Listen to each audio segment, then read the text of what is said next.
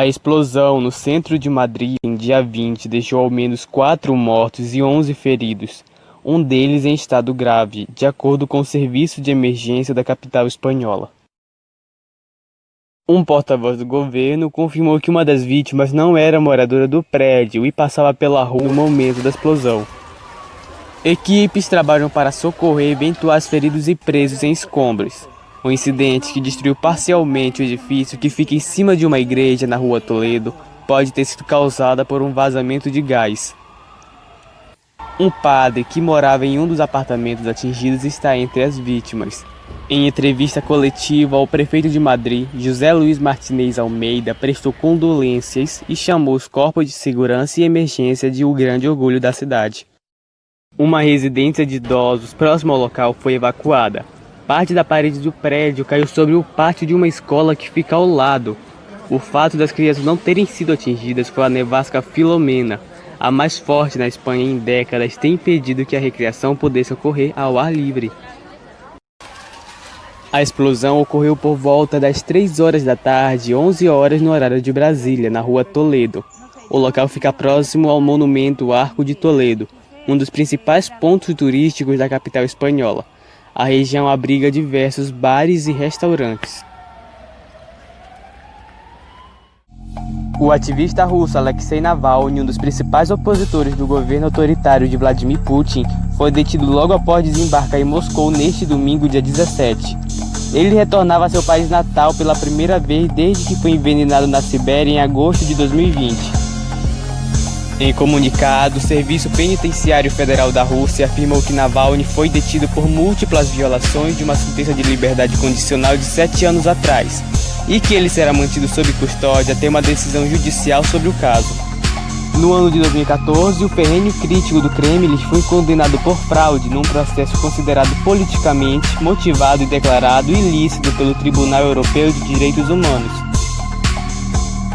Segundo afirmaram testemunhas à agência de notícias Reuters, Navalny foi preso assim que mostrou seu passaporte para os agentes da fronteira, antes de entrar normalmente na Rússia.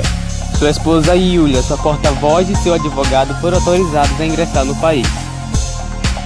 O opositor russo vinha da Alemanha, onde passou os últimos 5 meses se recuperando de um ataque com um agente neurotóxico que ele atribuiu ao governo russo. O Kremlin, por sua vez, nega qualquer participação no envenenamento.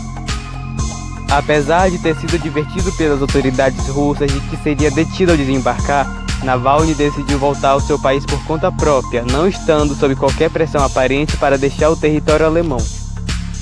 A prisão de Navalny foi rapidamente condenada pelos líderes europeus. O presidente do Conselho Europeu, Charles Michel, classificou a prisão como inaceitável e pediu sua libertação. O governo da Lituânia, Letônia e Estônia, membros da União Europeia, também pediram a soltura de Navalny e a imposição de medidas restritivas contra a Rússia. Reação semelhante foi adotada pelo primeiro-ministro da Polônia, que também apelou às autoridades da Rússia que o liberem imediatamente. Misericórdia de vocês. Nós estamos numa situação deplorável. Simplesmente acabou o oxigênio de toda uma unidade de saúde. Não tem oxigênio, é muita gente morrendo. Na manhã do dia 13, o ministro da Saúde, general Eduardo Pazuello, disse: em Manaus, a capital amazonense enfrenta a crise do oxigênio. Segundo ele, em tempos normais, 3 empresas fornecedoras produziam juntas cerca de 28 mil metros cúbicos de oxigênio gasoso por dia, e que o consumo variava entre 15 e 17 mil metros cúbicos. Com a segunda onda da Covid no estado, a situação se inverteu. De acordo com o ministro, a demanda pelo produto pode já estar perto dos 70 mil metros cúbicos por dia. O secretário da Saúde do Amazonas, Marcelo Campelo, disse que o Ministério da Saúde, o governo do Amazonas e as Forças Armadas estão trabalhando no apoio logístico para a entrega de oxigênio para a rede estadual de saúde, com o transporte do gás de outros estados para o Amazonas. O secretário disse que há leitos abertos prontos para serem utilizados no Hospital Universitário Getúlio Vargas, no Newton Lins e em outras unidades, mas não foram ativados por conta da falta de oxigênio. E para piorar, na semana passada, a principal produtora, White Martins, informou às autoridades que estava operando no limite de sua capacidade. O ministro da Saúde informou que um total de 6 voos da Força Aérea Brasileira, a FAB, levará um estoque adicional de cerca de 30 mil metros cúbicos de oxigênio à capital amazonense ao longo dos próximos dias. Também está previsto o envio de oxigênio por via fluvial e terrestre a partir de Belém e Porto Velho. Nós consumimos, em média, no Sistema Público de Saúde do Estado do Amazonas, 5 mil metros cúbicos dia, e só ontem, terça-feira, foram consumidos 58 mil metros cúbicos. O governador Wilson Lima anunciou nesta quinta-feira, dia 14, um decreto que proíbe a circulação de pessoas em Manaus entre as 7 horas da noite e 6 da manhã. São medidas que para alguns podem parecer duras, mas elas são necessárias, visando, acima de tudo, a proteção da vida das pessoas. Então nós estamos baixando um decretando o fechamento de todas as atividades e circulação de pessoas entre 19 horas e 6 horas da manhã. Wilson Lima explicou que o toque de recolher não atinge quem trabalha em atividades estratégicas e essenciais, como a saúde e a segurança pública, nem os profissionais de imprensa. Farmácias também poderão atender os clientes, mas apenas por meio de entrega em domicílio e serviços sob demanda. Exceto atividades e transporte de produtos essenciais à vida. E aí teremos o funcionamento de farmácias, mas para entrega de delivery, né, de entrega por demanda, a circulação de pessoas que trabalham em áreas estratégicas e essenciais, como saúde, segurança pública, imprensa. Ao menos 11 áreas em 3 províncias do norte da China foram isoladas devido a novos surtos da Covid-19 no país, conforme informações divulgadas nesta segunda-feira, dia 18, pela imprensa local. Apesar de não haver uma confirmação oficial por parte dos respectivos governos regionais, há a adoção de medidas similares entre eles, como pedir para os habitantes permanecerem em casa, proibir a circulação de veículos e controlar rigidamente as rodovias. Na província de Heilongjiang foram isoladas 5 áreas, pelo menos, incluindo alguns distritos de cidades importantes como Harbin. Em algumas delas, as autoridades iniciaram o processo de testagem em massa da população.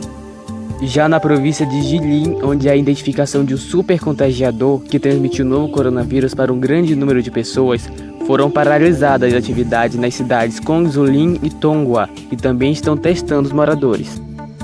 No caso dessa região, o responsável pelo alto contágio é um homem de 45 anos que participou de uma promoção em um supermercado. Na terça-feira, ele foi identificado como portador do patógeno e a ponta de partida para o alto número de infecções, após ele ter viajado em trens e ônibus entre o dia 8 e 11 de janeiro. Ao todo, foram registrados 102 casos, diretos e indiretos, provocados apenas por esse indivíduo, segundo as autoridades chinesas. Na província de Hebei, vizinha a Pequim, no dia 17 de janeiro, detectou 54 casos a mais e também entrou em regime de isolamento, especificamente na capital Shijiazhuang, na cidade de Nagong e em outros 2 condados. Em 7 de julho de 2007, foram anunciados no Estádio da Luz, em Lisboa, as 7 maravilhas do mundo moderno, um novo conjunto de obras dignas de serem listadas, como foi feito pelos gregos com as 7 maravilhas do mundo antigo. A nova lista foi promovida pela New Open World Foundation com o lançamento da campanha New 7 Worlds, que contou com mais de 100 milhões de votos através de telefones, celulares e da internet, enviados de todas as partes do mundo. O objetivo é manter viva na memória a beleza e a grandiosidade de obras construídas pelo homem que merecem ser vistas. Foram escolhidos apenas monumentos de culturas já extintas e um do cristianismo, que é o Cristo Redentor, ficando relegados monumentos como a estátua de Murugan, na Malásia, estátuas também gigantescas de Shiva e Hanuman, na Índia, dentre outras. E os vencedores foram a China e a sua grande muralha, o Brasil e o seu Cristo Redentor, a Itália e o Coliseu, o Taj Mahal na Índia, Machu Picchu no Peru, Petra na Jordânia e Chichén Itzá no México. A necrópole de Gizé no Egito, por ser a única remanescente das 7 maravilhas do mundo originais, recebeu o título honorário. Na nova série do Canal Mais, você vai conhecer a história de cada uma dessas maravilhas do nosso mundo. E para não perder os novos episódios, se inscreva no canal e ative as notificações.